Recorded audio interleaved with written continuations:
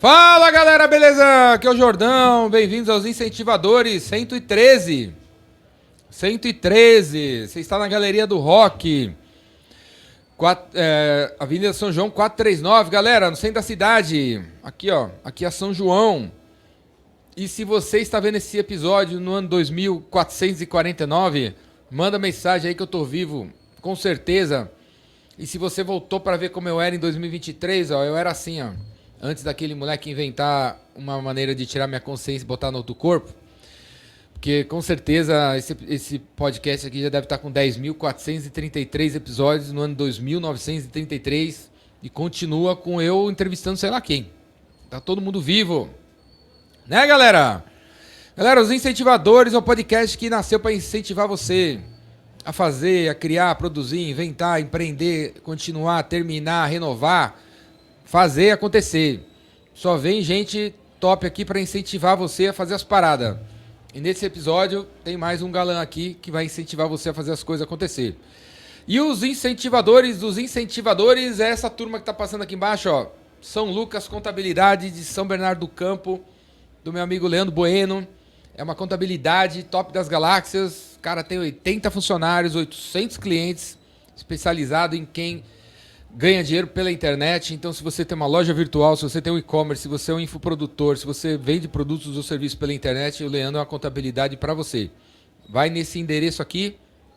E para conhecer o trabalho dele, caso você não conheça, Leandro Bueno tem um canal no YouTube, tem mais de 300 vídeos onde ele ensina contabilidade. Se você gostar do trabalho grátis do Leandro, contrata o cara, porque o Leandro vai ajudar você a pagar o que você tem que pagar, nem mais nem menos. E vai estar presente, ele e a equipe inteira dele aí. Leandro é de São Bernardo do Campo, galera. Que nem o Júlio J aqui, que tá aqui atrás. Fala aí, Júlio. Fala aí, São Bernardo, minha terra! Então essa aí é a voz do Júlio. O Júlio tem a Júlio Ken, né? Mas ele esqueceu hoje de novo a Júlio Ken. Então vocês só vão ficar com a voz dele. Na verdade, da Júlio Ken eu comecei a usar lá como webcam. Então não vai ter mais. Vou ter que comprar outra. Vai ter que comprar outra. Vou comprar outra. Estamos aqui perto da Santa Ifigênia, galera. Que é um lugar que vende um monte de webcam, câmeras. Galeria do Rock, galera, está a 300 metros da Cracolândia, a 300 metros do Farol Santander, a 300 metros do Teatro Municipal, a 300 metros da Santa Ifigênia, a 300 metros da Rio Branco, a 300 metros da Igreja do Paissandu, a 30 metros de um sebo top das galáxias que tem aqui do lado, aqui o cara tem todo tipo de livro top. Bar dos Arcos. 300 metros do Bar dos Arcos, 300 metros do Bar do Cofre. Tem um bar aqui que você entra dentro do cofre, lá no Farol Santander. Tinha um cofre do banco Banespa. E aí o cofre virou bar. Você entra dentro do cofre, tem uma porta enorme, gigantesca, que era a porta do cofre, que nem no filme lá do Batman, sabe? Então, tem um cofre desse aqui ainda que virou bar e restaurante. Venha pro centro da cidade, galera. Não acredite na história de seus amigos que nunca vieram aqui. Fica falando que só tem gente quebrada aqui. Tá tudo caindo aos pedaços. Não acredite nesse cara, viu? Ele nunca veio. Ele passa ali na 23 de maio e acha que conhece o centro. Não conhece. Tem umas coisas quebradas, tem umas coisas mais ou menos quebradas, tem umas coisas semi-quebradas, tem umas coisas top. Que nem no teu bairro, que nem em todos os lugares. Tem de tudo. Venha no centro da cidade, conheça o centro da cidade. E quando você vier para São Paulo, venha para o centro da cidade e venha na Galeria do Rock, viu? Todo mundo que vem aqui, que nem o galã aqui, que tá hoje agora nesse episódio, todo mundo que vem aqui sai daqui com uma tatuagem ou com um piercing. Uma camisa preta. Ou uma camiseta preta. Então, vamos ver aqui quem o Victor. Mostra aí, Júlio. O Victor Valeu, galera. Obrigado, vai Jordão. fazer aqui ou uma tatuagem ou um piercing. A sorte do Victor é que nesse horário tá fechando as lojas de tatuagem e de piercing. Então, só vai sobrar a camiseta preta mesmo. É isso aí, isso aí. E Confesso que hoje cedo, quando eu fui escolher a camisa, fui colocar a camisa para vir para Pode puxar mais próximo. de preto. Eu pensei assim, cara, eu vou de preto. Não, cara, quer saber? Eu vou de branco, só para ser do cor. Só pra contrariar, né? Sambista. Jordão, mas obrigado pelo convite, é um prazer estar falando com você. E ó, esse aqui é o podcast dos incentivadores. Você ganhou uma palheta para incentivar você a tocar um violão, uma guitarra, um baixo, ukulele, violino. Animal. Muito legal. Você toca alguma coisa? Toco Eu nem sei, bateria. é assim que fala, ukulele? Ukulele. Eu acho que é. Ukulele. Eu acho que, não lembro. Não sei. Eu toco batera, cara. Toca bateria? Faz alguns anos já.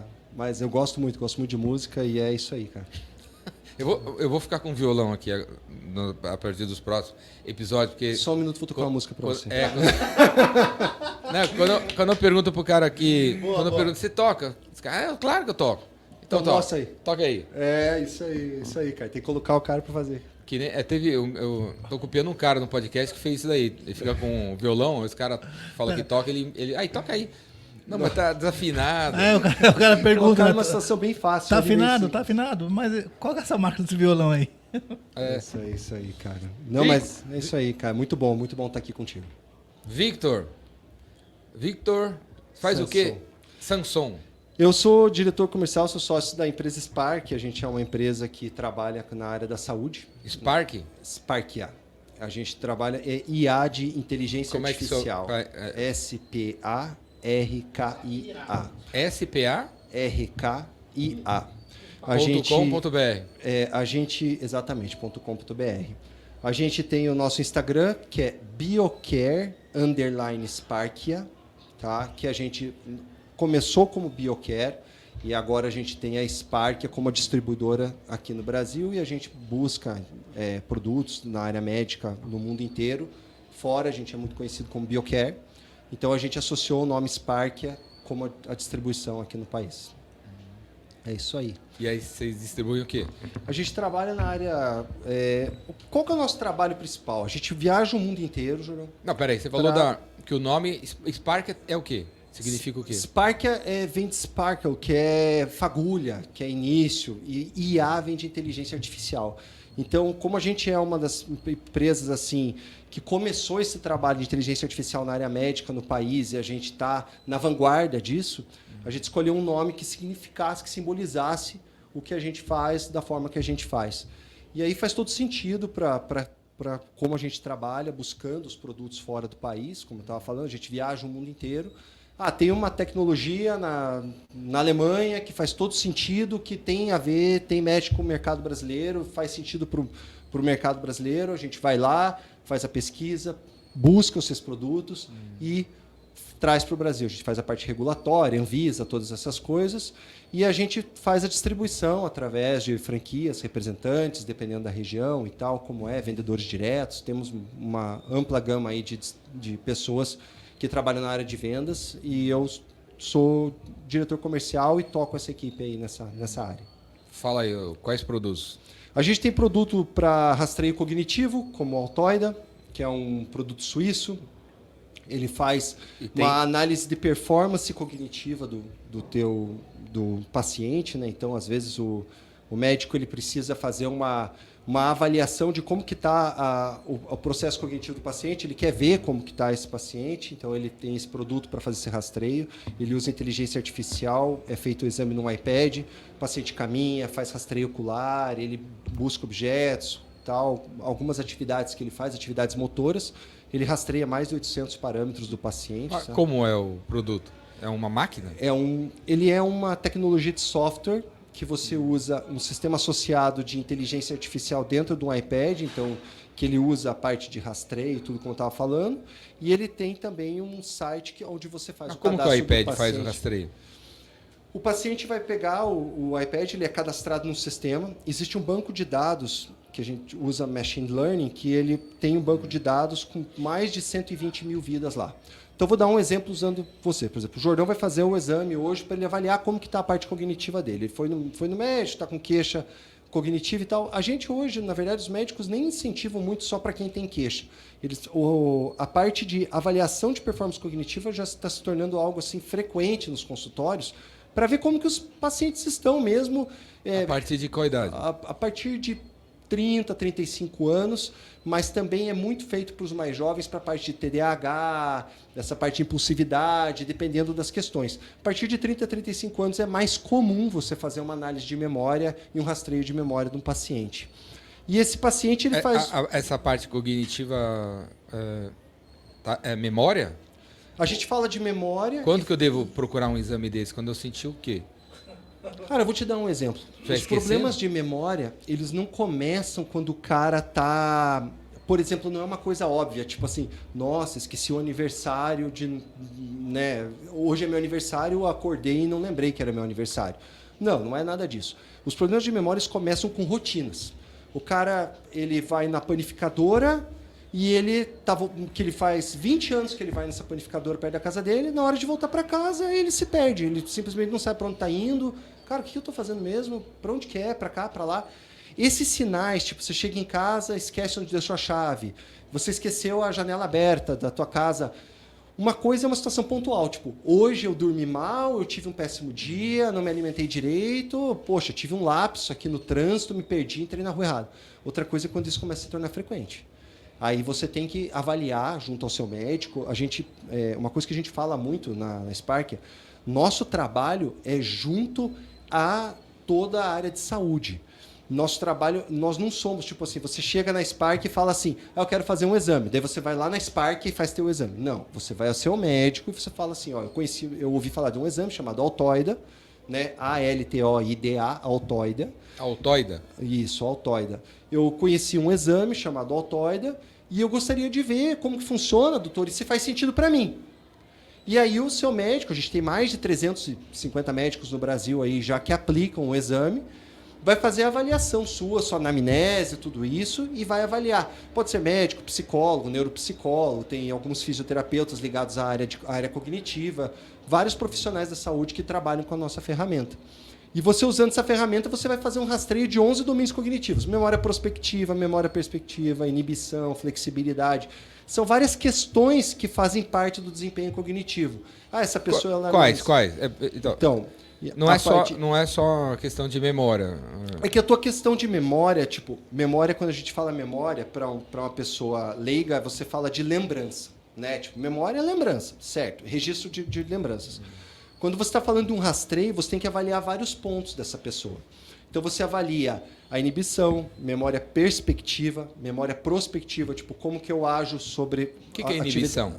Como assim, a inibição é quando você tem... Como você controla o teu desejo sobre várias coisas. Como que você, tipo assim, eu tenho que ir para lá, mas eu acabo vindo para cá. Você sabe controlar o que você tem que fazer.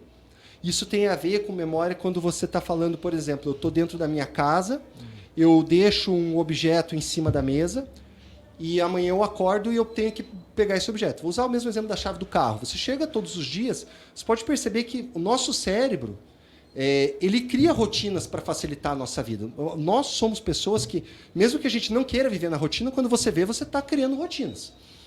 Então, no cérebro, todo dia quando você chega em casa com a chave do carro, naturalmente você deixa no mesmo lugar. Uhum. Não foi você que decidiu. Você não chega um dia na sua casa e fala assim, olha, a partir de hoje eu vou determinar que eu vou colocar a chave aqui. É uma coisa que você faz de forma mais instintiva do que programada. Pode ser programada? Claro que pode. Né? Vou colocar um chaveiro aqui e vou usar o chaveiro. Mas muito é instintivo isso. Você vai lá, deixa a chave. No outro dia, você tem que lembrar onde está a tua chave. Você tem um processo para chegar até ela. O que é inibição? É o controle de tomada de decisão para você não ficar... então, para eu chegar até ela, eu vou descer a escada e vou até lá. Então, você não vai até o banheiro para chegar até a sua chave. Então, esse tipo de processo que ele avalia. Flexibilidade, alternância entre possibilidades, para ele ver também como que está coisas externas para chamar a tua atenção. Tipo, eu estou focado em fazer uma atividade X e está tendo um ruído, um barulho. Esse barulho dispersa a minha atenção. O quanto dispersa? Vou dar um exemplo. A gente está aqui na Galeria do Rock, que você falou. Tipo, quando você falou, pô, eu vou gravar lá na Galeria do Rock, eu falei, cara, muito legal, né? Um lugar muito diferente e tal. Não é aqueles lugares fechados. Aqui é um vidro, tem o movimento das pessoas lá fora, tem o som, tem o ruído. Muitas pessoas, isso atrapalha demais. Ela pode sentar aqui na tua frente e não conseguir focar. Uma simples planta ali fora que fica batendo por causa do vento tira totalmente o foco dela, ela dispersa com aquilo. Uhum. A nossa ferramenta avalia isso. O quanto essa pessoa tem... Quanto mais dispersa, pior. Pior. O cognitivo. Porque o teu registro de memória ela fica quebrado, né? Fica quebrado. Porque você... a gente fala assim que... por isso que esse teste é usado em TDAH. Exatamente. Para você ver... O TDAH é muito uma questão de córtex pré-frontal, que a gente chama tecnicamente. Então, é a parte executiva, né? O quanto eu executo aquilo que eu tenho que fazer. O TDAH ele tem uma questão que ele pensa muito em coisas, ele tem muitas ideias, ele tem uma cabeça muito à frente, ele planeja, mas ele tem dificuldade de se posicionar para fazer, para executar. Então, tipo, eu preciso fazer isso, cara, eu vou fazer aquilo, eu vou falar com tal pessoa. Ele é uma pessoa que é muito boa para se comunicar, mas ela tem dificuldade de manter a comunicação. O cara, e aí, beleza, ele é aquele cara super gentil, super legal, que todo mundo gosta, mas que ao mesmo tempo você está falando com ele, quando você vê, ele está olhando para o lado, dispersando, passa um passarinho, ele olha, passa... Então, assim, a parte executiva é uma dificuldade do cara, o sistema ele vai identificar os detalhes. Agora, é importante, Judão, a gente deixar claro, porque quem vai chegar a pegar o resultado do exame e chegar a um diagnóstico é o profissional da saúde. Então, o nosso exame ele vai te dar o parâmetro. É como se fazer um exame de sangue. Ele vai dizer que a tua glicose está alta ou está baixa. Quem te diz se você está com diabetes é teu médico. Sim. Você não sai do laboratório escrito diabetes, vá tomar tal medicação. Não é assim. É a mesma coisa o Altoide. Né? A gente também tem um... E aí, como é feito o exame? O exame ele é executado... Eu vou para o consultório, o paciente fica com o iPad na mão, é isso? Exatamente. O paciente ele tem... O médico faz o cadastro seu no sistema. Tipo, ele vai ver tua mão dominante, qual é a sua idade, qual é o seu perfil, se você é casado, se você fuma, se você bebe, que tudo isso influencia no teu processo de memória. Aí ele pega lá, a pessoa tem 45 anos e tal. Ele executa um exame que dura de 10 a 15 minutos, dependendo do processo de cadastro, o tempo que leva ali, e ele vai fazer algumas tarefas. Tem umas tarefas motoras, como preenche o círculo, preenche o quadrado, preenche o zigue-zague. No iPad, tudo no iPad. E o iPad vai fazendo o registro do teu processo, teu rastreio ocular, a velocidade que você faz. Eu tenho um... Pode ser feito pela internet, então? Não, ele tem que ser feito... O paciente tem que ir no consultório? Tem que fazer no consultório porque ele precisa do acompanhamento do profissional. No sentido, assim, orientação, não aplicação. O sistema ele se auto-aplica, mas você não faz na sua casa. Você faz numa área... Claro, você pode fazer na sua casa. Se tiver um profissional habilitado para aplicar o exame que vá até a sua casa, você faz na sua casa. Mas ele não é um exame que você faz tipo, via computador, ele tem que ser via iPad, até pela questão da marcha, ele avalia a caminhada do paciente, como que é a precisão. A gente fala de microerros. Por exemplo, eu deixo um objeto ali no canto, está ali o balde de gelo. Aí depois eu tenho que buscar esse balde de gelo. Ele avalia o tempo que eu levei entre a decisão tomada para buscar o balde de gelo e a atitude que eu tomei de ir até o balde de gelo e pegar ele. Então é muito legal assim, sabe? Porque ele vê o tempo que você levou, os microerros. Tipo, para você levar o balde, você andou por aqui, deixou o balde e voltou. Mas na hora de buscar, você deu 3 voltas, você procurou, você tentou ver lá, para depois chegar aqui. Então, o sistema ele avalia mais de 800 parâmetros do paciente. Só que ele não te dá um resultado com 800 parâmetros, até porque o médico ia ficar um dia inteiro só para ler teu resultado. Ele te dá os domínios cognitivos, que são 11, que são esses que eu falei como exemplo. Então, com esses domínios, o médico chega à conclusão do que é melhor para você. Olha, você não tem... Existe um domínio cognitivo lá que a gente chama de NMI, Neuromotor Index, que é o índice neuromotor do paciente. Esse índice neuromotor do paciente, ele prevê a possibilidade de desenvolvimento de demência nos próximos 3 a 5 anos do paciente. Tem mais de 15 estudos científicos publicados, é um produto já totalmente comprovado, validado, consagrado no mundo, em muitos países do mundo. Só que qual que é a diferença? O NMI ele te dá esse índice. Às vezes o teu índice está 100%. Você não tem tendência a ter Alzheimer, por exemplo. Mas você é uma pessoa que está com dificuldade na parte de memória prospectiva e perspectiva. Então, o teu médico pode rastrear você, fazer a avaliação com uma certa frequência, a cada 3 meses, a cada 4 meses, de acordo com aquilo que o médico se propor a fazer. E ele vai conseguir, com esses exames, propor uma terapêutica para você. Jordão, você está tendo dificuldade nisso, nisso e nisso. A gente vai fazer um tratamento com essa medicação ou não. Um tratamento terapêutico, um terapeuta ocupacional, fisioterapia, atividade física. Vai jogar xadrez. Seja lá o que for o que ele achar melhor para você. Para a gente melhorar isso. Quando você vai fazendo vários exames, ele vai pegar o teu resultado, ele faz uma análise longitudinal. Ele compara. Então, mais importante que um exame isolado é como que está o teu histórico. Eu uso um exemplo que uma endócrina me deu uma vez que eu achei muito interessante. Ela falou assim para mim: Vitor, se você chegar hoje e fizer uma avaliação de glicose e tua glicose der mais de 100, você tá bem ou tá mal? Eu respondi para ela assim: tô mal. Ela falou: depende. Você estava 300 há um mês e você está fazendo um tratamento e agora está 140? Tá bem? Tá baixando. O que importa é para onde está indo. Não exatamente como você está nesse instante. Eu lembro do meu avô e da minha avó, toda vez que eles iam fazer um exame de sangue, eles passavam 2 dias numa dieta surreal, assim. Eles não colocavam uma bala na boca, eles não tomavam um gole de nenhum refrigerante, era água, arroz, frango. Aí eles iam fazer exame de sangue e eles vinham, cara, deu bom. Tipo assim, você está burlando o processo, né? Não vou dizer que 2 dias de dieta vai resolver teu problema, mas você está burlando. Então, assim, o legal desse exame é que quando você faz na frequência, na sequência correta que o médico te orienta, você tem uma avaliação, assim, num período, ele é muito interessante, bem legal. E onde entra a inteligência artificial? A inteligência artificial está na avaliação dos dados. Existe um banco de dados de 120 mil vidas, que a gente chama de... são as pessoas neurotípicas. Porque uma pessoa neurotípica é uma pessoa padrão do que se espera. Tipo assim, eu espero que você faça essa atividade para a tua idade num período X. Então você cria um biomarcador. Biomarcador é o padrão. É a mesma coisa lá que eu te falei da glicose. O biomarcador é abaixo de 100, acima de 100 você pode estar com diabetes. O biomarcador digital, eles são assim os padrões de saudável. Então, uma pessoa de 45 anos espera-se que a inibição dela esteja assim, que a flexibilidade esteja assim, que a memória prospectiva esteja assim, a marcha esteja assim por diante. A inteligência artificial vai pegar o teu resultado e vai comparar com um banco de dados de 120 mil vidas. E vai dizer assim, olha, essa pessoa, no grupo dela, das pessoas de 44, 45, 46 anos, por exemplo, né, ela tem 45, esperava-se que o resultado dela fosse X, ela está com 45% do resultado. Ou ela está com 65%. Ou ela está com 100% dentro do... Depende daí de qual é a tua evolução. O padrão do sistema é 50%. A média para as pessoas no teu perfil. Então, você deu 65%, você está acima da média. Você deu 55%, você está acima da média. Deu 30%, você está bem abaixo da média. E aí tem que avaliar o que está acontecendo.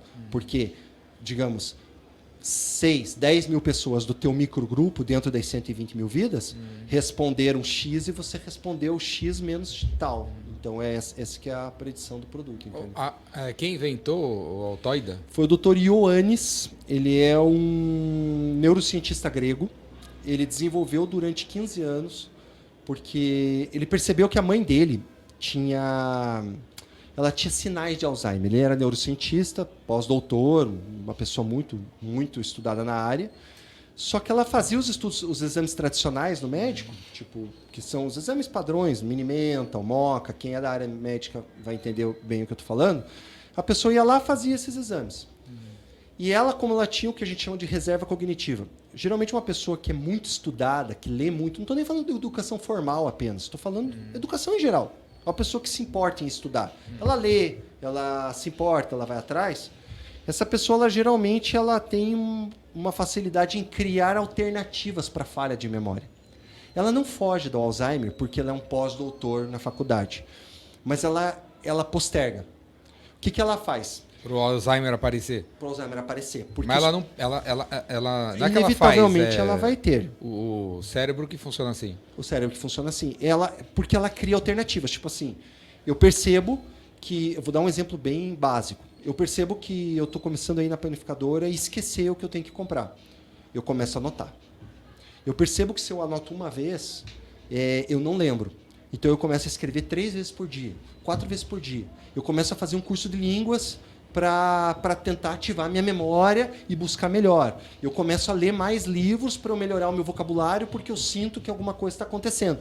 Essa pessoa se autoestimula muito, porque ela está acostumada a estudar, ela se compreende. A gente chama isso de metacognição, né? O aprender a aprender. Eu sei o quanto eu sei como que eu aprendo, né? Então são processos que você usa para você aprender, você entende.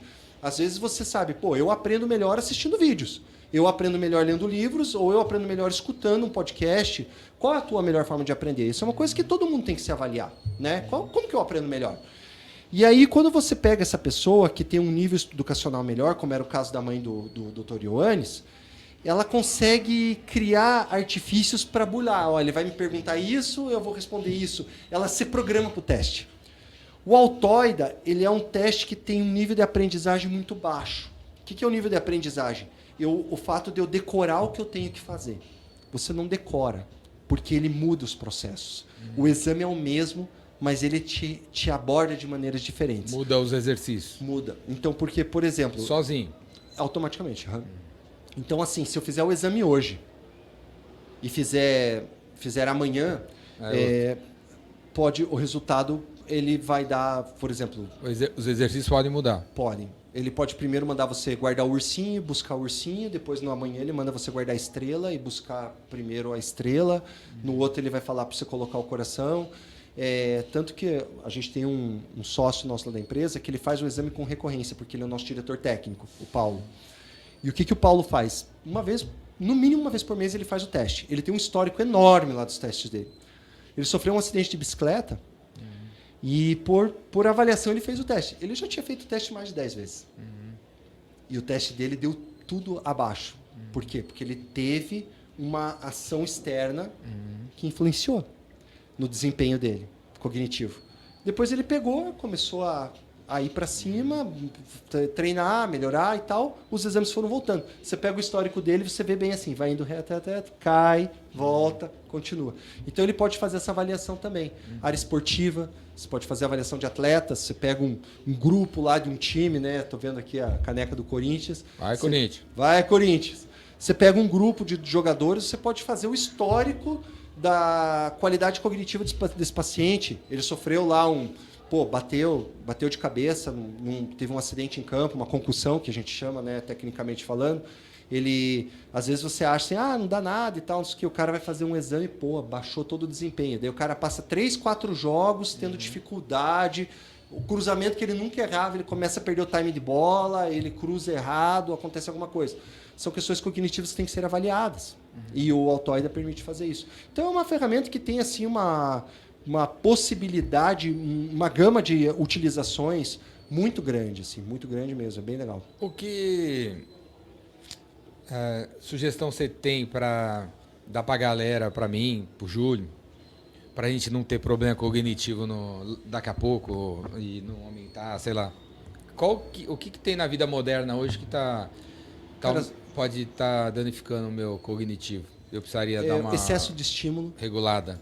Eu acho que assim, uma das coisas assim, que hoje é muito comum é o excesso de estímulo. As pessoas, o celular é um grande inimigo, né? A pessoa fica ali, trocando tela, vendo coisas. Porque o cérebro, ele cansa, ele fadiga. Ele fadiga tanto quanto a perna, os músculos, o braço. É exatamente a mesma coisa.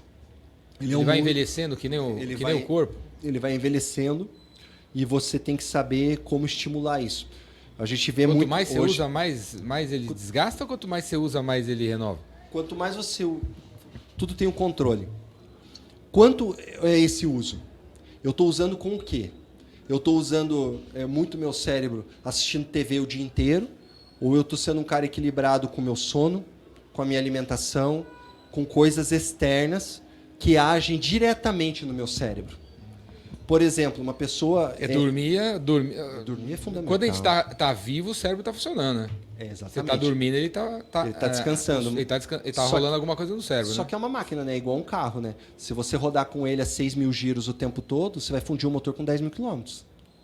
Então, assim, o cérebro e o teu corpo também é a mesma coisa, né? Você vê muitos atletas chegando em 50, 60 anos, o cara foi atleta a vida inteira, o cara mancando, com dificuldade, cheio de problemas físicos. Por quê? Porque ele usou no ápice ali a máquina dele durante um período de 15, 20 anos, quando ele foi atleta, né? Vamos dizer, um atleta que durou um bom tempo assim. E aí o que acontece? O cara aposenta, ou ele para, ou ele muda a alimentação, o que ele faz para ele melhorar? Então, assim, a gente tem que saber a parte cerebral, como estimular. Sono é fundamental, alimentação é fundamental, você parar e ter momentos assim de qualidade com o que você gosta. A gente estava falando sobre isso um pouco antes. O que você gosta, cara? Pô, eu gosto de correr no parque. Eu não. Eu gosto de sair passear no shopping. Eu gosto de escutar uma música alta, né? Tipo, eu vim escutando Green Day pra cá. Fazia tempo que eu ouvia Green Day. Coloquei Green Day lá. Cara, eu vou ouvir aqui o Green Day. Aí eu falei assim, cara, pô, então assim, o que te estimula? O que é legal pra você? Porque às vezes também você entra num drive, assim, um drive de trabalho, assim, de pegada, que você esquece aquilo que te faz bem. Não tô falando, usei trabalho como um exemplo, mas um drive de qualquer coisa, de hiperestímulos que não fazem sentido, entendeu? Criança tem que cuidar muito, porque tudo que está sendo plantado ali até os 12, 15 anos pode dar consequências futuras, né? Hoje tem muita tela, né? Virou a babá eletrônica, né? Você, tal tablet, tal celular, assista o videozinho, né? Assiste o videozinho acaba assistindo durante 6 horas. Né? É um absurdo, né, cara? Daí você chega em casa, a criança é impulsiva, ela chora por qualquer coisa, ela tá nervosa, ela tá angustiada. Quando ela for adulta, ela vai ser uma pessoa ansiosa. É muito natural, as consequências vão vir. Mas, assim, nós temos que ter esse cuidado assim, com a saúde mental durante toda a vida, porque como a gente fala da saúde física, né? Pô, você faz atividade física, você faz uma academia, você faz uma musculação e tal, você corre, eu vejo que você sempre faz aquelas corridas e tal. Você tem que ter isso para você ter... Porque senão, tem duas coisas, né? Eu quero viver a velhice ou ser velho? Né? Eu quero viver a terceira idade ou eu quero ser idoso? Porque tem gente de 75 anos viajando, brincando com os netos, fazendo crossfit, e tem gente de 75 anos que normalmente consegue levantar do sofá. Só que quando ela tinha 40, o que ela fazia? Né? Não levantava do sofá. Não levantava do sofá. Naquele momento foi por opção, agora é por obrigação. E a parte do cérebro é a mesma coisa. Tipo, eu não estimulo nada, eu não estudo nada, eu só consumo bobagem, nada que estimule, né, a aprender, a expandir. Tem uma coisa legal assim que você falou assim, como que eu faço para treinar meu cérebro, para melhorar, para cuidar da qualidade? Né? Muita gente critica, tipo assim, eu fui professor por muitos anos. E às vezes as pessoas criticam, por exemplo, eu aprendo muita coisa na escola que não faz sentido, nunca vou usar fórmula de Bhaskara na minha vida. Eu concordo que a educação de hoje ela precisa ser revista, porque o mundo de hoje já não perde mais muitas habilidades que são treinadas na escola. O cara sai da escola para começar a aprender o que precisa para poder viver. Isso faz todo sentido. Mas, ao mesmo tempo, muitas das coisas na escola estimulam você a ampliar a tua competência cognitiva. Então, o tempo que quando você tinha 14 anos, você passou estudando parábola, estudando história, estudando geografia, estudando não sei o quê, hoje, por você ter estudado lá atrás, você tem mais facilidade para aprender o que você precisa especificamente para aquilo que você decidiu fazer na tua vida ou para aquilo que a vida te trouxe para você fazer. Eu falo isso para meus filhos. Sim. Tudo que vocês estão estudando talvez não sirva para nada. Só que é um momento onde vocês estão treinando o cérebro, estão treinando a vontade de querer aprender, seja lá o que for. Estão treinando a cabeça. Exatamente. Você está se preparando para ter competência para você ter dedicação. Eu falo assim, é a hora mais fácil da vida, viu, cara? Porque qualquer matéria que você está estudando, tudo que vocês estão estudando tem resposta certa. Sim. A professora acha que tem uma resposta certa. 2 mais 2 é 4, o português tem uma versão certa, a ciência... Tudo. Saiu da escola, você pode estudar todos os livros daquela matéria, aplicar e pode ser que não dê certo. Exatamente. E não faz sentido. E não existe uma regra, né? A gente fala assim, vou dar um exemplo. Qual é a graduação que te forma gerente de banco? Não tem uma graduação que te forma gerente de banco. Pai. Você vai fazer economia, vai fazer... Amigo. Exatamente. Saber ter empatia, né? Entendeu? Saber achar qual é... Não tem nexo. Então, assim, tem coisas que você vai aprender, mas o que você estudou lá... Quando você é adulto, o problema é que a gente para. Eu tinha um professor que ele falava assim, você desenha bem? Aí eu falava para ele assim, cara, eu desenho muito mal, cara. Aí ele falava assim, mas por que você desenha mal? Eu não sei, cara, não tenho habilidade para desenhar, não. Ele falou, sabia que quando você tinha 5 anos, você desenhava muito pior que teus colegas? Não, todo mundo desenhava meio igual. A diferença é que o cara que é um artista continuou desenhando. Continuou indo atrás. Claro, existe um dom e um talento. Eu não estou tirando esse mérito. Mas... Foi estimulado. Exatamente. Talvez. Beethoven tinha um piano. Incentivado. Alguém deu um piano pro cara virar um músico. O piano estava do lado da cama dele. Exatamente. Você perguntou, você toca violão? Eu brinco um pouco. Meu pai tocava guitarra, tocava violão. Eu sei fazer lá um acorde ou outro. Não sei tocar uma música e não tenho ritmo para... Até brinco com os meus amigos que eu não sei tocar e cantar ao mesmo tempo. Eu não tenho coordenação motora para isso. É ridículo, cara. Mas assim, como que você está estimulando o teu cérebro? O que você está fazendo hoje? Né? Poxa, eu tenho 40 e poucos anos. Pô, cara, começa um curso de alguma coisa que te interesse. Começa a ler um livro de algum tema que te interesse. Poxa, eu não consigo. Cara, eu começo a ler, eu leio 3 páginas, trava. Cara, pega um resumo no Spotify, escuta esse resumo, escuta o audiolivro. Hoje a tecnologia, te dá de tudo, né? A gente estava falando sobre isso, né? Técnicas de vendas, coisas assim que é a tua área que você domina com maestria. O cara hoje ele consegue acessar lá no YouTube, tem muita coisa assim, que se ele souber ser disciplinado, ver, acompanhar, ele vai aprender muita coisa. E aquilo está estimulando o teu cérebro, está te fazendo aprender. Eu sou um cara que eu acho assim que mais estimula o cara é curiosidade, né, Jordão? Tipo, você é curioso, você vai avançar, entendeu? Você quer saber... O ser humano acho que é curioso, né? E eu não sei o que acontece com alguns que não são estimulados, não são incentivados, e vai encolhendo a curiosidade até ficar uma coisa nula, e quando ele tenta ser curioso, ele não quer nem mais ser, talvez fique envergonhado de ser curioso. Não faço questão de saber. Não faço questão de saber.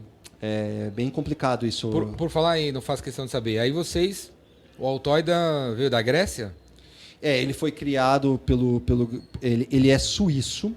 Hoje ele tá devido aos investimentos e tudo que entraram na fundações e tudo que investiram no sistema, ele está nos Estados Unidos.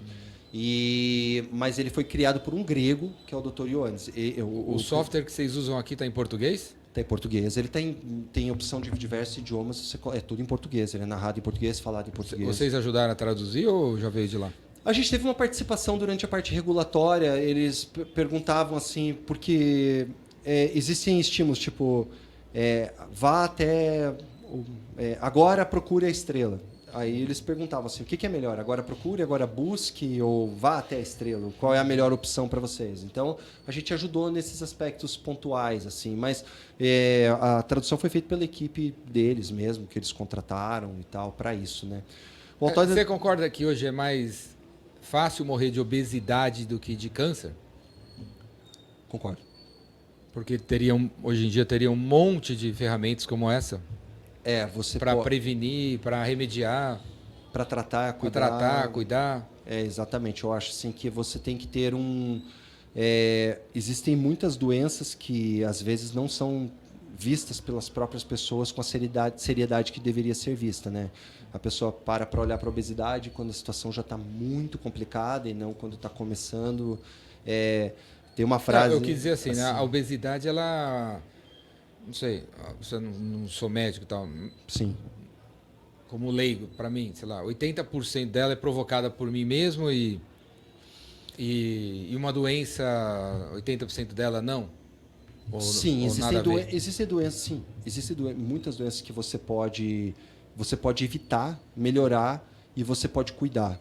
A obesidade é uma delas, o Alzheimer, você pode saber que você não tem como impedir o Alzheimer de acontecer se você tiver uma questão genética, alguma coisa assim. Não tem algo que você fale assim, nossa, pode ser que eu venha ter Alzheimer se eu tomar isso aqui desde os meus 30 anos até hoje. Estamos em setembro de 2023, como diz você. Se você está assistindo esse podcast em 3.220, né, pode ser que o que eu esteja falando já esteja obsoleto, mas até esse momento você não tem nada que você faça assim que se diga assim, mas você pode melhorar muito a qualidade de vida desse paciente, você pode fazer com que uma doença que vá surgir, tem as etapas, né? A primeira etapa do Alzheimer, que é uma etapa que muito pouca gente é diagnosticada, dura quase 10 anos. Você pode fazer isso demorar muito mais para acontecer. Você vê uma pessoa de 90 anos, 85 anos, com problemas de memória, pode se tornar, de certa forma, até comum, porque a partir dos 65 anos, a cada 5 anos, é 3 vezes maior a chance de você desenvolver Alzheimer. Então, dos 65 aos 70, 70, 75, vai triplicando o potencial disso. Mas o que você faz? Qual é o estilo de vida que você tem? Daí voltamos ao que a gente falou. Eu jogo bola, eu converso com os meus amigos, eu vou na praça jogar dominó. Cara, o que você gosta? O que te estimula? Né? Mas faça. Agora, com toda certeza, se você ficar em casa naquela rotina, acordo para comer, como para ver TV, vejo TV para ir dormir e não sai desse ciclo péssimo de saúde, a chance de você desenvolver isso muito mais cedo, ter problemas muito mais cedo é muito grande, né? Então, o teu estilo de vida vai determinar isso, com certeza, né? Você falou de obesidade, né? Eu sou uma pessoa, eu sou bariátrico, né? Eu tive problema com obesidade por muito tempo na minha vida e é uma coisa que eu olhei um dia e falei, cara, eu preciso mudar isso. Porque senão, como que eu vou chegar nos meus 60 e 65 anos? Aí eu fui lá, tal. Hoje eu tenho um cuidado, um acompanhamento, nutricionista, alimentação, tudo, para quando eu chegar nos meus 60 anos eu estar muito bem. Né? Então, são decisões que você tem uma hora que você tem que olhar para você mesmo e falar, cara, agora é a hora que eu tenho que parar com isso. Né? Fumar, beber em excesso, todas essas coisas que a gente sabe que não fazem sentido para a vida da gente. E aí, mas o Altoida vocês descobriram aonde? A gente descobriu, como eu falei no começo, a gente viaja o mundo inteiro, a gente participa de eventos, a gente tem relacionamento com grandes empresas do mundo inteiro, né? Empresas de muitos anos, da Alemanha, dos Estados Unidos, do Canadá, outros países da Europa. Então, a gente vai quase todos os anos para uma feira chamada Médica, que fica em Düsseldorf, na Alemanha, que é a maior feira do mundo dessa área médica, clínica, de produtos nessa área. E eu tenho 2 sócios, que é o Ronald e o Leonard, que tem mais de 25 anos aí da área da saúde. Eles têm um histórico enorme, assim, e são conhecidos no mundo inteiro, né? Já viajaram o mundo inteiro, eles são especialistas nesse tipo de relacionamento. Então, eles vêm da área hospitalar, da área da saúde, eles trabalhavam com commodities, com produtos para hospitais e tudo, e eles criaram um grande relacionamento, e os desenvolvedores da Altoida, eles se conheceram, e eles falaram, cara, vamos levar para o Brasil. Então, a gente é distribuidor exclusivo no Brasil do produto. Assim, é um produto que veio dessa maneira para a gente. Resumindo, é um produto que pode prevenir o Alzheimer. Uma das funções é prevenir o Alzheimer. Hoje, o que ele é mais usado hoje é para você fazer a avaliação de performance cognitiva. O que você mais usa hoje. Então, endócrinos, nutrólogos, neurologistas, psiquiatras usam o Altoida dessa maneira. Eu pego o paciente, por exemplo, você vai no endócrino, a gente está falando de obesidade. Você vai começar um tratamento, vai mudar a tua alimentação, vai começar a trabalhar com atividade física, vai começar a trabalhar com várias coisas que fazem sentido para você. O que ele vai fazer? Automaticamente, tua área cognitiva vai melhorar. Você vai diminuir o consumo de porcaria, vai parar de comer muito doce, vai diminuir carboidrato, provavelmente, alguma coisa assim. Não estou falando a favor ou contra nenhum tipo de dieta, só estou citando alguns exemplos. Aí você mudou a tua dieta, para uma dieta que o teu médico te orientou. Você vai ter uma melhora física, é natural que tenha uma... Pergunta para uma pessoa que perdeu 10 quilos. Como que está teu desempenho no trabalho? Ele vai falar que está melhor. Você está dormindo melhor? Tô. Né? Você está acordando mais disposto? Tô. Então, automaticamente, você vai trabalhar melhor. Antigamente, não tinha como mensurar esse processo. Como é que está o cara na área cognitiva dele? Aí o Altoida está sendo muito usado por essa área nesse sentido.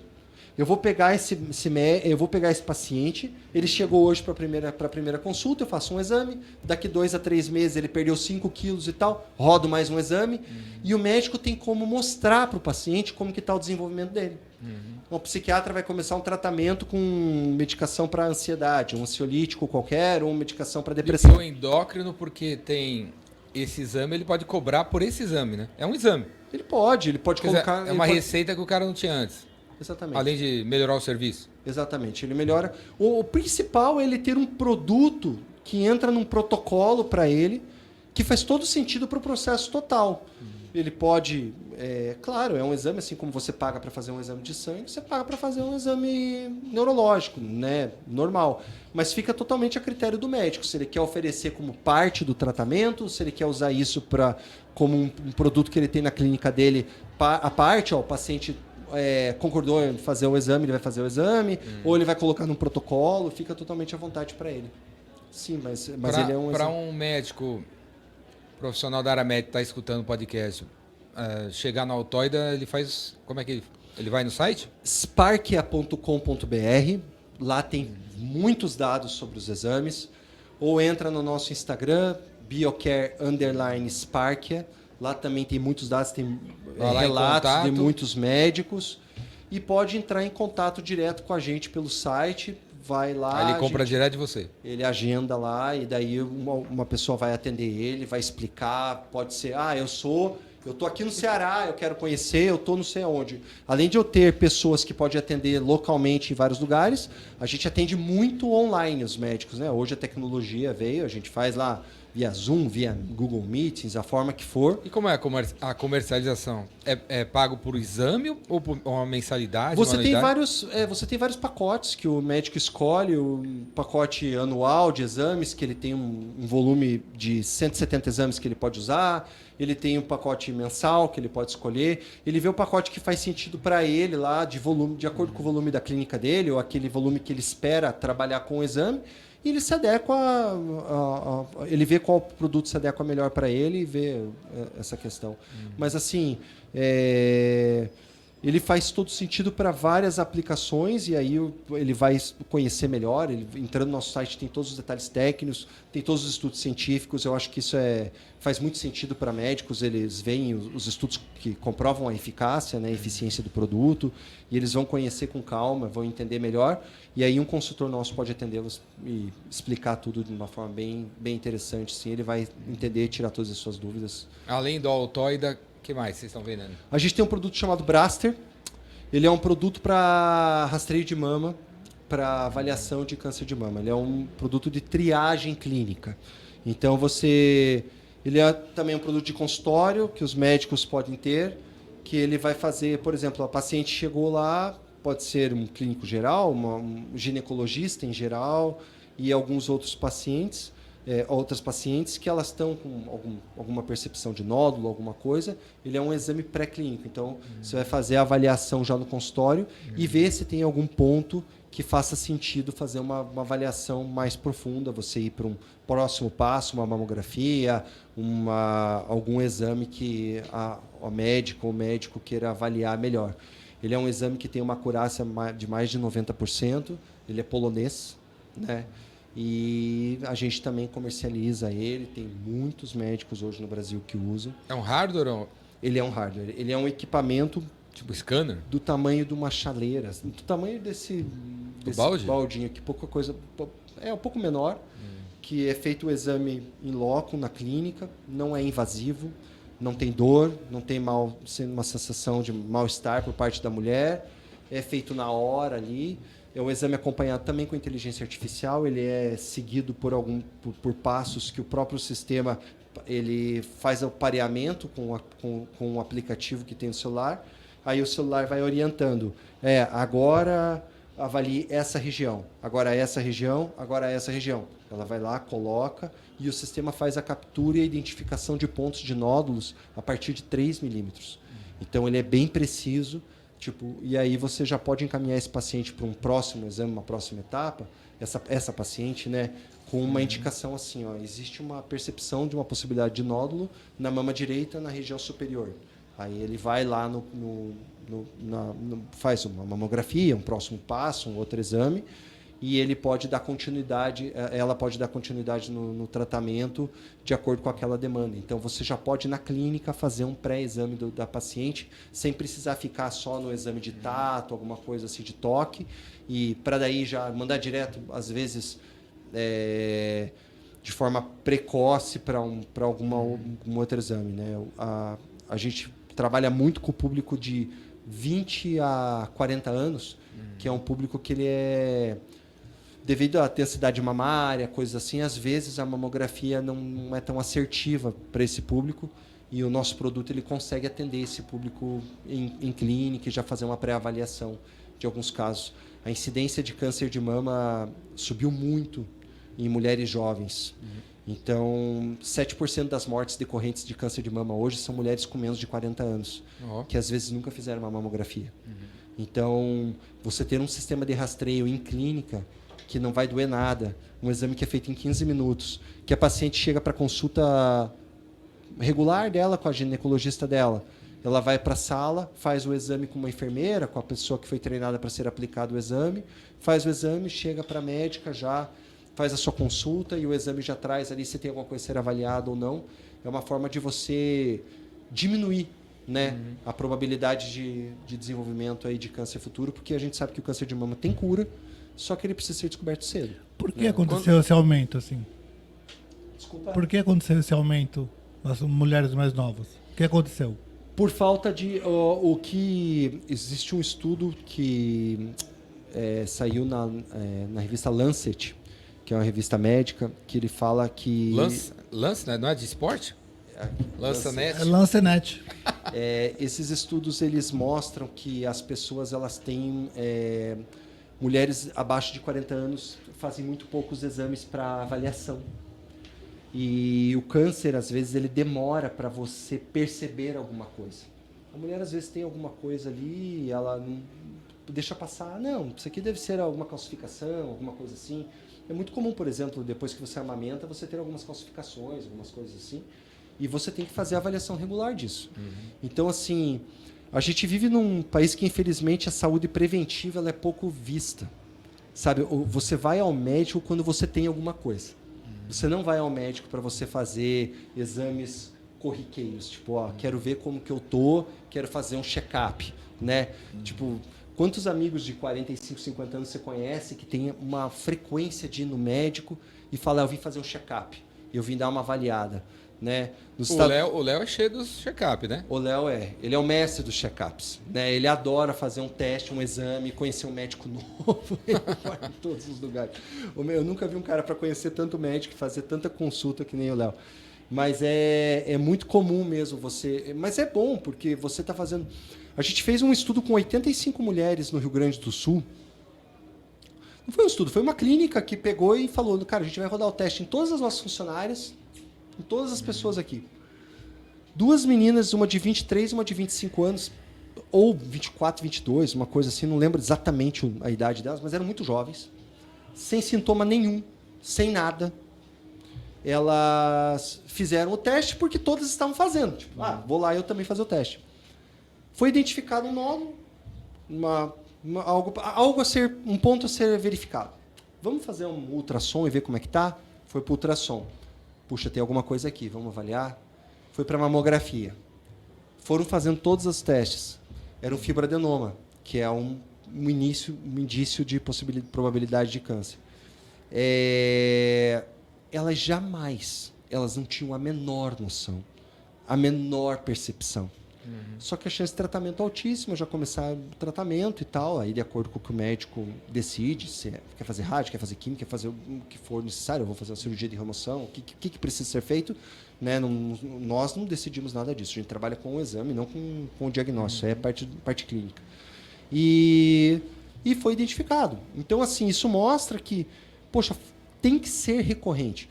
O que é legal também é que o Braster, ele é um exame que ele pode ser feito quantas vezes por ano a gente quiser. Tipo, não tem aquela coisa de não ter uma proximidade muito alta entre os exames, porque tem radiação ou algo assim. Ele é um exame que não tem nenhuma contraindicação. Então, tipo, se a mulher quiser a cada 2, 3 meses avaliar, faz parte.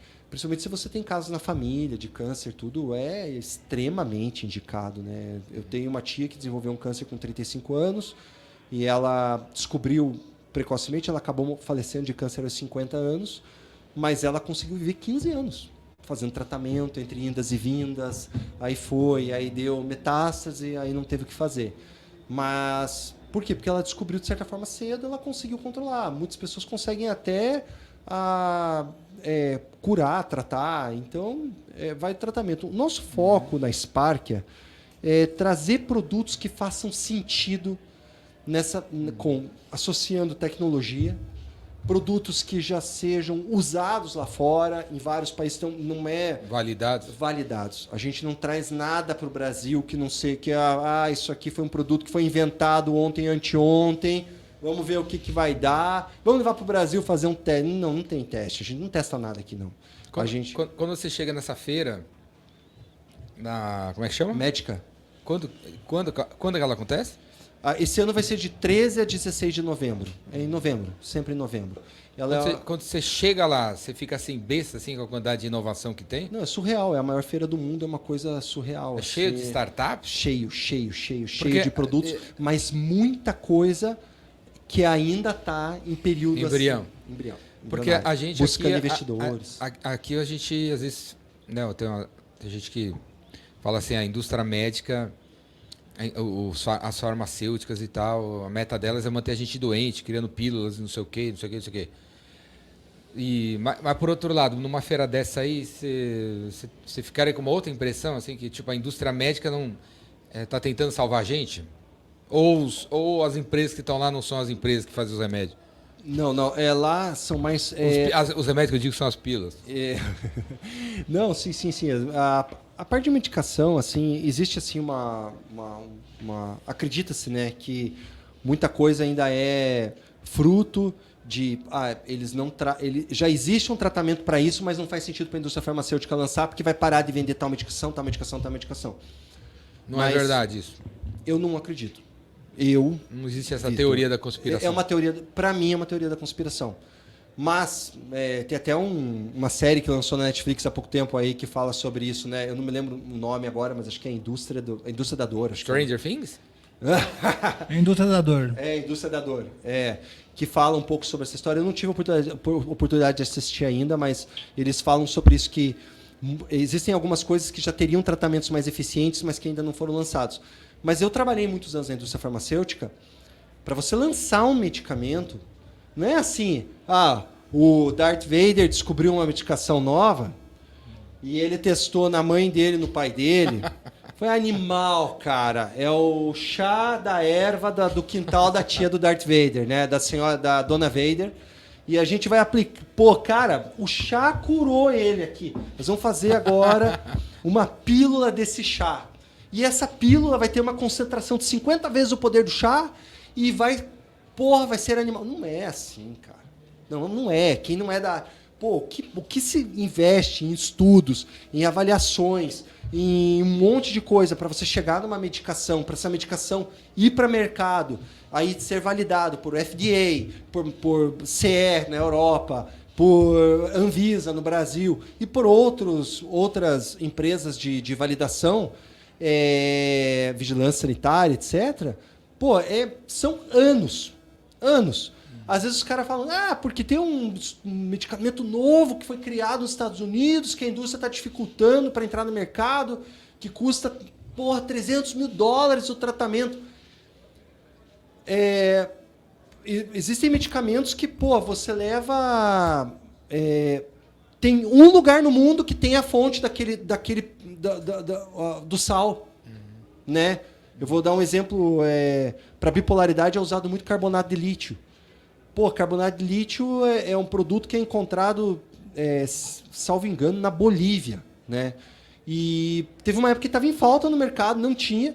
E quem tem transtorno bipolar é o tratamento ouro, é o produto mais usado que tem hoje no mercado.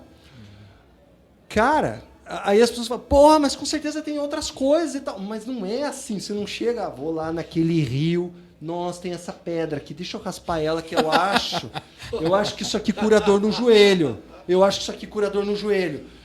Cara, não é assim. Não é. Mas assim, eu acho assim que a medicina está avançando muito. E quando se fala dessas feiras, a médica ela tem um foco grande em equipamentos médicos, na área de saúde em geral. Quando você fala de equipamentos, devices, commodities, tipo novo tipo de seringa e tal. E também os tradicionais do mercado, tá todo mundo lá. É uma feira gigantesca. E você vai conhecendo tudo. E eu estou usando essa feira como referência. A gente vai para vários lugares. O Ronald, que eu te falei que é nosso sócio, estava em Miami, numa feira há 2 meses agora.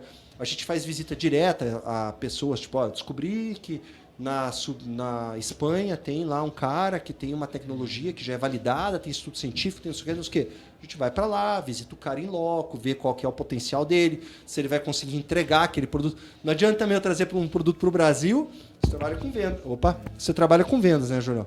Eu trago o produto para o Brasil, cara, esse produto vai arrebentar e tal. Aí eu chego lá, vendo para um, vendo para outro, quando eu vejo o cara não consegue entregar. O cara não consegue produzir, o cara não consegue trazer.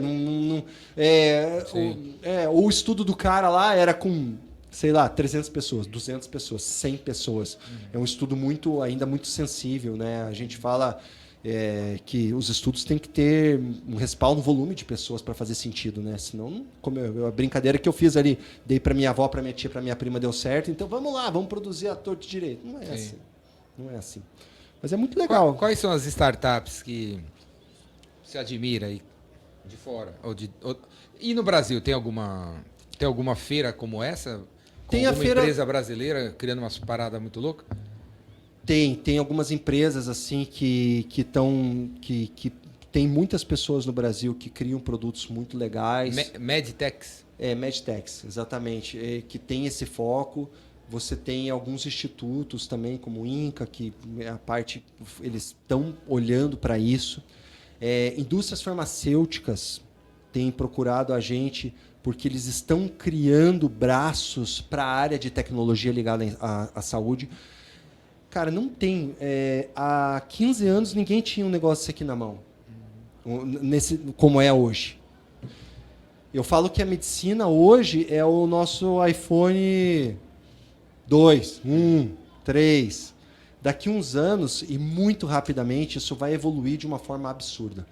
Não vai mais ter como você tratar... A medicina não vai mais ser a medicina que a gente conhece hoje. Vai ter muita tecnologia, muita coisa que vai facilitar muito a vida.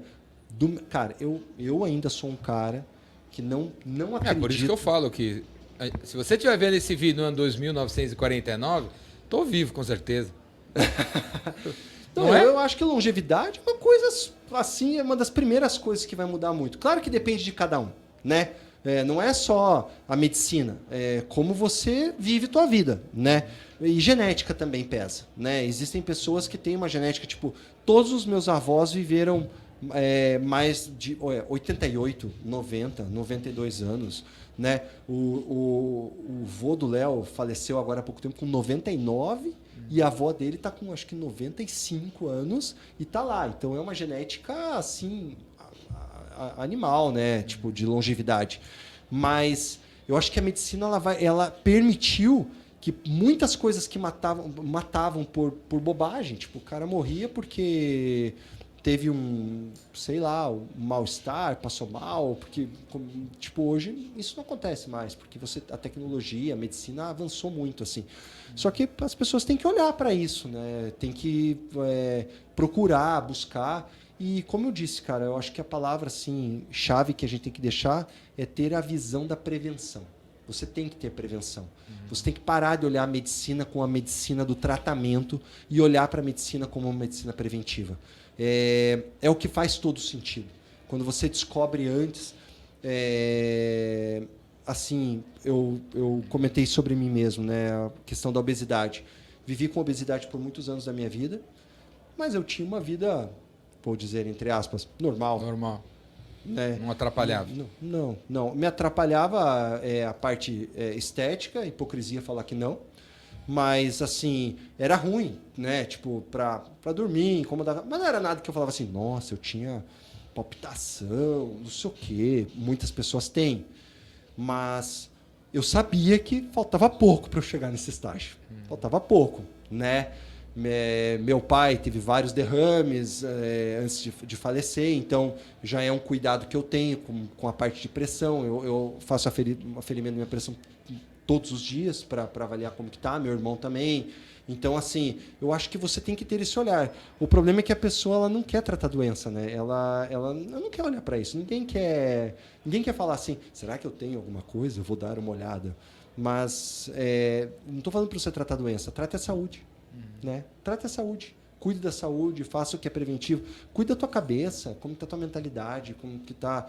Eu acredito muito nisso também, que é muito da cabeça do cara. Tipo assim, eu sou um cara que eu penso muito assim que você atrai aquilo que você acredita. Se você acredita que tudo vai dar errado, cara. Sim. Né? Eu acho que você é um imã para aquilo que você crê. Você já viu que a pessoa que morre de medo de assalto vive sendo assaltada? Cara, você é um imã, cara. Entendeu? O cara que morre de medo de câncer acaba tendo câncer. Eu acho assim que a cabeça da gente mexe muito com isso, sabe? Então, não estou aqui querendo criar teorias da conspiração, como diz você, mas eu acredito muito nisso, cara, que se você tem uma mentalidade positiva quanto à tua vida, você vê as coisas de forma positiva, você avalia as coisas de forma positiva, você naturalmente vai buscar as coisas que fazem sentido para aquilo que você crê. Eu creio numa vida saudável, numa vida feliz, numa vida com a minha família, com os meus filhos. Eu, Vitor. A vida que você escolheu ter para você. Busca aquilo que faz sentido para você. Né? Pô, eu quero continuar tendo essa vida, eu quero continuar estando bem, eu quero brincar com os meus netos, eu quero tá bem, eu tenho que começar a me cuidar hoje, não com 75 anos, quando não tiver massa muscular para levantar da cama. Né? A gente brinca que o que muda da qualidade de vida no idoso, principalmente, é massa muscular. Né?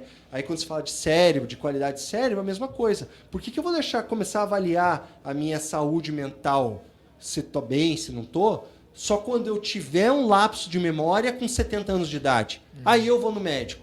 Não, cara, começa a fazer uma avaliação desde agora. Se você sofreu algum tipo de trauma, sofreu algum tipo de problema que trouxe você para um momento que te trouxe um desconforto, tá te incomodando, pô, é a hora de tratar, é a hora de olhar para isso. Eu acho que faz todo sentido, entendeu? O que mais vocês distribuem? Nesse momento a gente está com esses 2 produtos e a gente tem alguns produtos que estão novembro vindo. vocês vão para feira? Sim. Todos os anos a gente vai. A gente vai todos os anos para feira e sempre tem inovação, sempre tem coisas novas. Só que assim, ele é um ciclo. E como é que a galera de lá vê o Brasil? Cara, é muito engraçado. Eles olham para o Brasil como uma mega potência, só que também olham para o Brasil como algo assim que é um mercado diferente do mercado usual, né? Vou dar um exemplo. Os Estados Unidos ele tem muito atendimento pré-clínico, né? Você vai numa farmácia, de uma grande rede lá, você faz vários exames na farmácia, né? Point of care, aquelas coisas de você pegar, colocar o dedo e tal. Agora, nos últimos 3, 4 anos, 5 anos, saiu uma lei há poucos meses que permite que numa farmácia no Brasil você faça um exame. E ainda tem muita gente indo contra isso. Né? Tipo assim, não, o exame teve que ser feito após uma avaliação. A galera do laboratório está querendo pode ser monopolizar o processo para nada. Quando eu era criança tinha o farmacêutico ia em casa. Cara, o farmacêutico não era? Porra. O cara ia em casa, chamado Dr. José, era um japonesinho. Era o cara da farmácia. Mas ele vinha em casa, trazia as paradas, tirava a pressão. Ele fazia tudo. Tirava exame de sangue. Exatamente. Não tirava? Sim, fazia tudo. Eu ia lá, ele fazia o meu sangue lá, o Dr. José, japonesinho. Exato, lá com a minha família era o Dr. Davi. É a mesma coisa. Então, aí, o médico da família que conhecia todo mundo. Não é que proibiu. Mudou a lei ou não mudou? A lei mudou que agora você pode fazer alguns tipos de atendimento. Mas naquela época não podia? Em farmácia. Ou podia? Naquela época não era regulamentado. Não tinha nem sim nem não. Tipo, não tinha uma lei que dizia não pode. Bora lá. Então, assim, enquanto ninguém disser não pode, pode. Né? Então, agora sim, vai muito também que também tem outra coisa, né? Hoje você mudou muito a medicina, né? Senão a gente acaba desqualificando a área médica. E de forma alguma esse é o nosso foco. Se especializou e não seria qualquer farmacêutico que poderia fazer. Hoje você tem muito mais especialistas nas áreas, pessoas que fazem esse cuidado. E o farmacêutico ele tem um foco muito em o que faz sentido para o diagnóstico que o médico deu. Então, assim, o médico deu um diagnóstico para que você tem, sei lá, uma inflamação, você está com um problema de uma distensão muscular. O farmacêutico é um cara que vai saber muito bem qual é a medicação que faz sentido para a distensão, mas ele não é o cara que vai te dizer que você está com essa distensão. Né? Então, você saber fazer esses complementos, né? Tudo que faz sentido. Uma coisa que eu acho que faz sentido, que a galera bateu muito pé, por exemplo, antibiótico. Né? Antes era liberado, até uns 10 anos atrás, você ia na farmácia e comprava amoxicilina à vontade. Só que é um medicamento que o público ele vai começando a viciar naquela terapêutica e ele para de fazer efeito, a bactéria evolui muito, começa a se tornar uma bactéria resistente e aquele tratamento para de fazer efeito. Daí ele vira um problema populacional. Você tinha um medicamento X que tratava a doença Y que não está mais funcionando porque começou a se tomar demais aquilo. Então, quando eles colocaram na mão do médico, começou a ter o controle, você, pelo menos hoje, o médico olha para você e fala, você tomou amoxicilina nos últimos X meses? Pô, o teu filho a gente trouxe aqui, então vamos trocar o antibiótico. Coisa que um leigo, um pai, uma mãe, chegava na farmácia e falava, tem que dar amoxicilina. Eu dei amoxicilina, mas agora vou dar amoxicilina com clavulanato. Né, Então, assim, esse tipo de coisa mudou. Por isso que eu falo assim que o nosso foco na Sparkia é trazer produtos que ajudem nesse processo preventivo, que facilitem esse olhar médico. Hoje tem áreas médicas que estão focando muito para a medicina preventiva. Estão tendo esse olhar. Né? E eu acho que é uma mentalidade que no Brasil ainda tem que... Você falou, voltando, né, para o que a gente começou a nossa conversa. O Brasil ainda é visto como um país um pouco resistente a coisas novas. Mas isso está mudando. Está vindo uma nova geração aí, e muitos médicos também mais antigos que têm um olhar forte para isso, que gostam de ver o que está vindo de novidade, o que está mudando. Ainda tem aquele médico que eu faço assim, sempre fiz assim, tal, e síndrome lá de... Gabriela, né? Eu nasci assim, eu vivi assim, eu morri assim. Exatamente. E tem, né? Tem o médico que vai te prescrever, né? E, geralmente as mesmas coisas por muito tempo, e beleza. Mas hoje está vindo uma geração assim que está mudando muito a mentalidade. Existem escolas de medicina que às vezes chamam a gente para ir lá para falar dos nossos produtos para uma turma de formandos em medicina, tipo uma turma que está no 3º, 4º ano, porque o professor aplica no consultório dele e ele quer que a gente vá lá e fale do produto para eles. Dali estão saindo 30, 40, 50 médicos que já estão tendo acesso a isso antes mesmo de se formar, já tem noção que isso existe, que isso funciona, como que não é. Isso é legal. Isso é legal. Minha filha está fazendo medicina. Olha só. Está no 2º ano. Show de bola. E ela já tem ideia de qual especialidade ela quer fazer? Ela quer ganhar dinheiro. Ela quer ganhar dinheiro. Ela entrou no Google. Google. Um ótimo começo. Ela foi parar lá porque ela entrou no Google quando tinha 15 anos e quais são as profissões que dão mais dinheiro? Ela botou na cabeça que é medicina. Aí ela entrou na medicina e fez outra busca no Google para ver quais as especialidades dão mais dinheiro. Então ela tá focada nisso. Mas ela adora. Ela adora. Eu acho que a medicina é uma área que tem uma remuneração acima da média de mercado e todos sabem disso, não é segredo nenhum. Mas não é bem assim, né? Tem um monte de médicos. Não é não? Exatamente. Mas eu acho assim que é uma...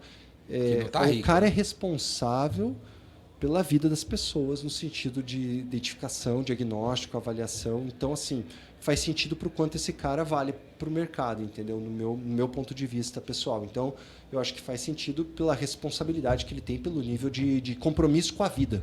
Ele tem um compromisso com a vida, né? Né? Um diagnóstico mal feito, algo impreciso. Então, para mim, existe uma nobreza, como qualquer profissão, tem as pessoas que não praticam de forma adequada, tem as pessoas que brilham, que se destacam, e tem as pessoas, como diz, medíocres, né? Medianas, comuns. Mas isso é em qualquer profissão, né? Sim, então, em todas. Mas que a medicina é algo assim que brilha meus olhos, é uma coisa que eu gosto, admiro demais. Tenho muitos amigos médicos. Eu acho que faz todo sentido e é isso aí, cara. Parabéns para ela aí pela decisão dela. Eu acho que faz todo sentido. Minha filha também quer fazer medicina, está com 15 anos. E ela está nesse estágio. Só que ela é aquela menina, ela tem foto com 5 anos com jaleco, era o dia da profissão na escola. Ela já ia com um jalequinho, com estetoscópio de plástico, falava assim, eu vou ser médica. Ela decorava em casa o textinho. Eu quero ser médica para ajudar as pessoas e não sei o que. Faz todo sentido. É uma coisa que ela sonha há anos já. Não, minha filha também. 4 anos de idade também. Tem vídeo dela, eu entrevistando ela, falando que queria ser médica e tal. Sempre quis ser médica. Nossa, é muito legal. Eu acho que é uma profissão que diferencia um pouco das outras, que a tomada de decisão, eu quero ser médico, eu quero trabalhar na área de saúde, parece que ela vem cedo. Muitas outras profissões o cara resolve, tipo... É difícil uma pessoa que é médico... Pergunta pro seu médico aí, né? Você que está assistindo. Pô, doutor, quando que você decidiu que você queria ser médico? Dificilmente o cara vai falar, não, eu estava no terceiro ano do ensino médio, eu tinha lá meus 17, 18 anos. Foi lá na USP, Um dia escolheu eu falei, onde eu... cara, quer saber? Eu vou fazer o vestibular mais difícil que tem, entendeu? O mais concorrido de todos. E passei, tô aí, cara, né? Virei, sei lá, qualquer especialidade que seja, e tô aí. Cara, ninguém é assim. Todo médico que você vê que seja para o lado até do negócio, eu tenho uma clínica, eu tenho um hospital, eu não sei o quê, ou minha família é uma família de médicos. 90% dos filhos de médicos que eu conheço quiseram ser médicos. É uma coisa que vem assim de coração mesmo. Parece que o cara nasceu para aquilo, ele quer aquilo, ele busca aquilo a vida inteira. Meus amigos que são médicos, que eu te falei que eu conheço desde a infância, desde que a gente estava lá, sei lá, no 5º ano do ensino médio, ensino fundamental, eu já falava, não, eu vou ser médico, eu quero fazer medicina. Então, beleza. Eu também, meus amigos médicos também eram assim. Oitava série, 7ª série, 6ª série já falava. Vou ser médico. Vou ser médico. Aí alguns vão para a área administrativa, da área médica, outros... E assim, cada um segue seu... Mas é muito legal, é uma profissão muito, muito nobre, assim, eu acho que faz muito sentido. Mas é um mercado assim, que a gente gosta muito, a gente tem muita proximidade com todos os médicos, amigos, donos de hospitais, clínicas, grandes hospitais, que usam nossos produtos. Então, assim... E que pedem para vocês também, imagina. Pedem. O Ronald... Eu li uma matéria, não sei em que jornal, não sei em que revista. A gente sai... Vocês não podiam trazer? Sim. Muitas matérias que a gente sai em muitas matérias. A gente já saiu em rede nacional. As novidades, né? As novidades. Mais. E daí... O médico que acompanha as novidades lá de fora. Ah, sim. Vários médicos. Tem médico... Vira para você e fala, pô, você viu que saiu lá na não sei aonde, em Bruxelas? Vocês não vão trazer, não? Exato. Eles fazem isso. Tem um médico de Minas Gerais, Dr. Nicolas, ele é muito... virou um amigo, ele é um cliente que virou um amigo nosso, né? Tem muitos clientes que viram amigos da gente. E o doutor, ele liga pra gente e fala assim, cara, fui pra Alemanha num congresso, vi não sei o quê, fui pra não sei aonde, vi não sei o quê. Vocês têm que ir lá ver aquilo e tal, faz todo sentido, eu acho que vocês podiam trazer... A gente tem como se fosse um comitê assim, de amigos médicos, que quando a gente tem alguns produtos que já tem um NDA, já está encaminhada a negociação, porque, lógico, a gente não sai abrindo. Ô, pessoal, estamos trazendo tal produto, o que vocês acham? Claro, tem concorrência, ninguém é bobo no mercado, né? Sim. A gente reúne com alguns colegas, a gente tem também alguns conselheiros muito, muito, muito bons na nossa empresa, pessoas assim... que tiveram muito sucesso na sua vida, tanto na área médica quanto na área de saúde, quanto de outras áreas também, que são pessoas que sentam com a gente traz para a mesa, estamos pensando nesse produto, o mercado endereçado é esse, nosso foco comercial vai começar por aqui, faz sentido para isso. Digamos assim, meu problema é esse, existe uma solução em tal lugar que está sendo resolvido assim, quero trazer para o Brasil, mas no Brasil a gente vai adequar assim, assim, assim. Ótimo. Por exemplo, o Altoida mesmo, tem países que usam ele pela própria indústria farmacêutica para validar novas medicações. A indústria farmacêutica usa o Altoida para fazer o acompanhamento do desenvolvimento cognitivo de todo mundo que está participando de um estudo de um novo medicamento para a área do sistema nervoso central, por exemplo, para ver se aquele medicamento traz efeitos colaterais, como que ele funciona, como que ele não funciona. É extremamente, amplamente usado assim mundo afora. Então, assim, esse tipo de coisa a gente vai avaliando e vendo, faz sentido, não faz sentido, assim por diante. Vitor, quem foram os grandes incentivadores da sua vida até agora? Cara, eu acho que é clichê falar de pai e mãe, mas tem que falar, né? Você está sempre buscando. Eu trabalhei muitos anos na rede do Flávio Augusto, então ele foi um cara assim que me inspirou. Você foi vendedor de curso de inglês? Fui. Eu fui professor de inglês por 12 anos. Eu fui franqueado da WhatsApp há anos atrás.